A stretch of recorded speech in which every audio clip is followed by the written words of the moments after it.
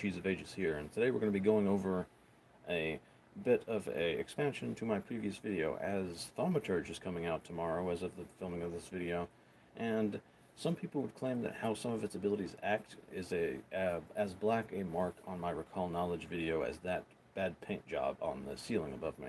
But no, actually these things have pretty clear interactions.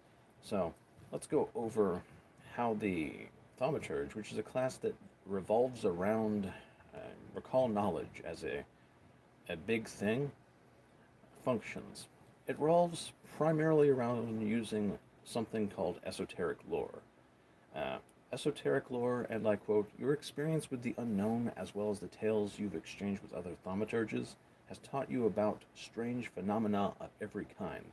You become trained in Esoteric Lore, a special lore skill that can be used to recall knowledge regarding haunts, curses, and creatures of any type, but that can't be used to recall knowledge for other topics." Stopping the quote, "Just haunts, curses, and creatures of any type is covered by this." Now back to quoting. "Unlike a normal lore skill, you use charisma as your modifier on esoteric lore checks. You also gain the dubious knowledge skill feat. At 3rd level, you become an expert in esoteric lore. At 7th level, you become a master in esoteric lore. And at 15th level, you become legendary in esoteric lore." Now, this class ability gives you a lore thing that is oriented towards things you've learned from other people and in your travels, and just random gubbin bits of knowledge and esoterica that you've assembled together. It's important to remember this because it's kind of weird. How are you using charisma to recall knowledge? You're kind of not. The Thaumaturge sort of uses a quasi-magical ability to brute force knowledge. It's a little bit hard to explain. But let's go through the abilities, and I'll probably be able to convey it a little better as I explain how everything works. Exploit vulnerability is the primary mechanic here, and it's one of the initial things that might be a little confusing, as somebody might whip out, it's like, oh, this thing is for recalling knowledge about monsters, but if you have to identify it to recall knowledge on it, how do you use this ability? Let's go over exploit vulnerability and suss out how it actually works. Exploit vulnerability. You know that every creature, no matter how obscure, has a weakness. By identifying and empowering the right object, you can strike down even the most resilient of monsters. You gain the exploit vulnerability action. You scour your experiences and learnings to identify something that might repel your foe. You retrieve an object from your esoterica with the appropriate supernatural qualities, then use your implement to stoke the remnants of power into a blaze. Select a creature you can see, and attempt an esoteric lore check against a standard DC for its level as you retrieve the right object from your esoterica, and use your implement to empower it. This check does not mention you need to know what the creature is. It's sort of like you're sussing out what you might need to overcome its weaknesses. And the critical success, which gives you all of its weaknesses, is described as a flash of insight. So this is sort of like you're examining it based on what you can see of it, and using exploit vulnerability, the action that isn't implicitly a recall knowledge, really. It doesn't mention recall knowledge. It's explicitly an esoteric lore check, but it's kind of recalling knowledge, but it's not mentioning the text. It's kind of just you're calling upon your assembled esoteric lore, which is kind of recalling knowledge, and then sort of your thaumaturgic abilities are sort of leading you to the correct answer. That's how this sort of works here. That's how I would explain it. That's how the text leads me to believe it works. I went to various forums, including the Discord of the person that wrote the class, and even though he didn't provide clarity here, because he no longer works for Paizo, generally the consensus was it just does what it says it does, and it doesn't say it needs to roll and identify, and it's balanced without needing to identify. The general take was that it's just your thaumaturgic abilities enabling you to suss out a creature's weaknesses without necessarily knowing what it is. Let's go over some alternative rulings if your table agrees that that's a little weird and aren't comfortable with it. You should not make this ruling as a GM without clearing it with your players, because that's a little bit mean and is kind of lowering their expected power. You should discuss this with the player. There are two ways to exploit a weakness using this class ability, and that's mortal weakness, which is the only one of the two that requires you identify its weaknesses, and the personal antithesis, which is just you like grabbing a concept and forcing it to work with your thaumaturgic abilities. So like you grab like a chain and use it against a tyrant, empowering that concept of freedom against the tyrant to cause them to take more damage from your attacks.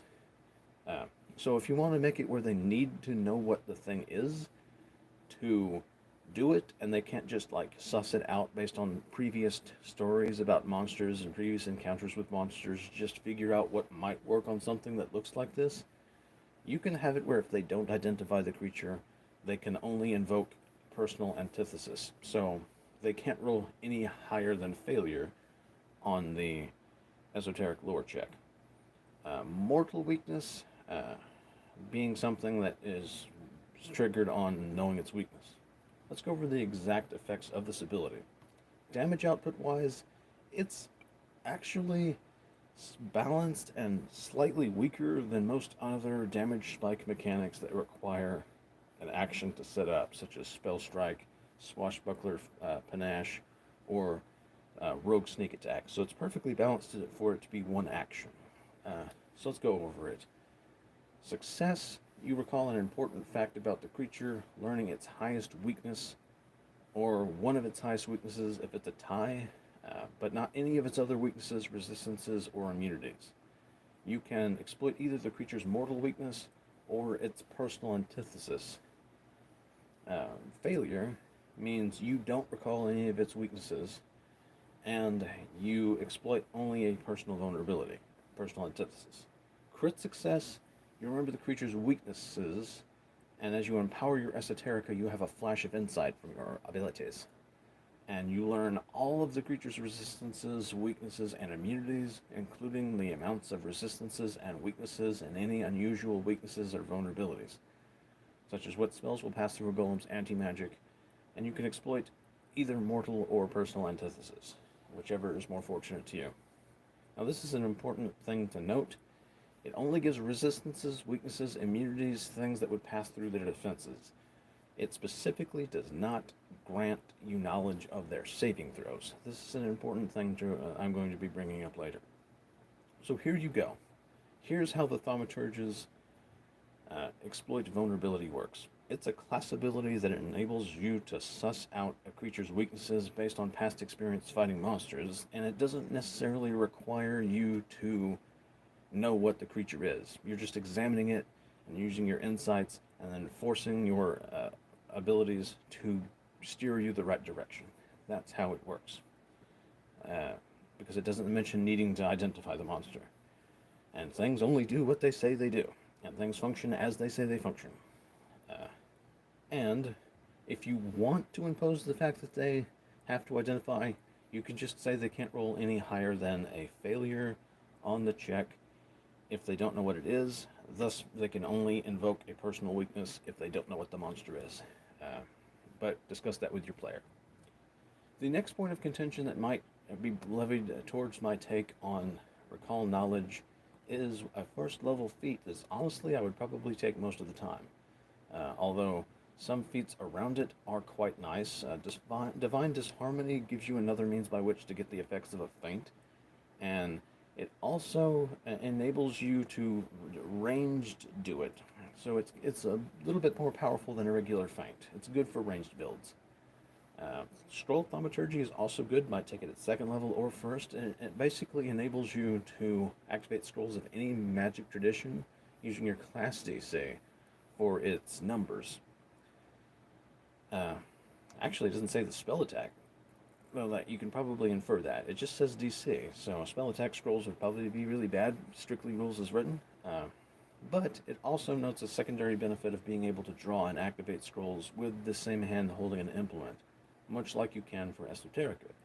So theoretically, you could be holding two implements and dual wield scrolls. Or you could be holding a weapon and have a scroll in that hand and just wield the scroll without putting away your weapon. And another implement, hands occupied, scroll in each hand. It's actually pretty good. Makes them pretty much the best scroll users in the game because they can just have multiple scrolls out at the start of the battle.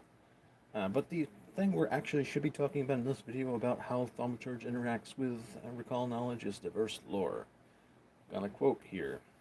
Your wandering studies mean you've heard rumors or theories about almost every topic. Though admittedly your sources aren't always the most reliable, you can take a -2 penalty on your check to recall knowledge with Esoteric Lore to recall knowledge about any topic, not just the usual topics for Esoteric Lore. Additionally, now here's the great bit, when you succeed at your check to exploit a vulnerability, compare the result of your Esoteric Lore check to the DC to recall knowledge for that creature. If that number would be a success or critical success, you gain information as if you had succeeded at the recall knowledge check. And somebody might say, well, here's an example of you're not asking a question. It doesn't say, oh, like, ask a question. What's the guidance here? What information do I give them? They're using a class ability to identify weak points. And that check for Esoteric Lore, you might remember, can't give saving throws. It only gives weaknesses and things that would penetrate special defenses like a golem's anti-magic. So the question they're asking is, what are its vulnerabilities? And there's vulnerabilities left. So give it a vulnerability. They probably would want the saving throw. So the outcome here, by default, would be to give the creature's lowest saving throw, and on a crit success, give them their lowest saving throw and then the next saving throw, making sure to distinguish between the two. Alternatively, give a clue about their lowest saving throw on a success and clarity on a critical success if you want to pull it back a little bit. But by default, that's how I would work it. The question they're asking are, what are its vulnerabilities, because they're using an action to determine the thing's vulnerabilities. There's no discrepancy in my take on recall knowledge, because they're doing an action to achieve a result, and thus they achieve the result on a success and achieve the result a little more on a crit success. There you go. It doesn't need to specify to ask a question. It probably should provide some clarity here, but you got clarity here. If you want to curtail it to some other thing that they might want, you could ask them what they want to know to empower this even further, to where they can ask any question they want, not necessarily vulnerability based, or ask them, oh, do you want the saving throw, or do you want some other like esoteric vulnerability? Not necessarily esoteric, but like some other obscure vulnerability that hasn't been covered. I don't know what that would be, but they're there. But anyway, the clarity for how this interacts with recall knowledge is it provides the lowest saving throw, or another vulnerability that might not be covered by the thing. Simplest take, it's an action to determine vulnerabilities, so give it the vulnerability on a success. Lowest save, crit success, lowest save, and then next lowest save. There you go. There's all the interactions I can find. Overall, quick review of the Thaumaturge. It's pretty great. There's like so many different combinations you could do with different things. I've already covered 2 distinct builds, with Thaumaturge being Mirror to make duplicates of itself, and Tome to be like a super grabby skill monkey, and there's like so many other things. And you can get second implements and get adept in 2 of your implements, and then get a third way later into the game, but would need a feat to get adept in that, and then 1 you get Paragon in. I might do a whole video on Thaumaturge, but you can go to NoNat's channel to get more information specifically on the Thaumaturge. He did an entire preview of it. Go ahead and look at that until I put one out, and then you can come back here and look at that. But anyway, that's all the things I wanted to talk about.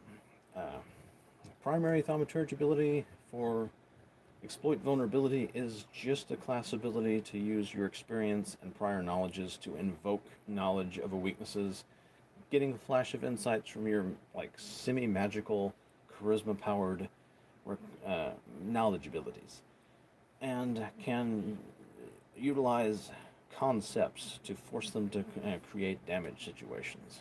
And it doesn't necessarily need you to identify the thing because it doesn't say you do, and it's kind of just you assessing and empowering lore, not necessarily recalling knowledge implicitly. And the diverse lore thing doesn't conflict with my take on recall knowledge because you're asking a question. By using this exploit vulnerability, the question you're asking with recall knowledge is what its weaknesses are. There you go. And I see I got a like up there. It's here on my screen. I'm poking it. I got a viewer right there. Hey, how you doing? I see you there. I'm poking your spot on my screen. Right there. Where's the live chat? Let's see. Let's see who's there. This will be in the video with my knuckles coming up on here. Schwablau. Pulling up chat. Hello. How you doing? I was going to end the video, so... you came in at an unfortunate time. Anyway, check a look at the archive. Quick summary again for that secondary viewer. Sorry for people viewing this later. Thaumaturge's exploit vulnerability, which, if you don't have the book, it's coming out tomorrow. It'll be on Archives of Nethys soon. Check out Known As channel. It has a breakdown of the class completely.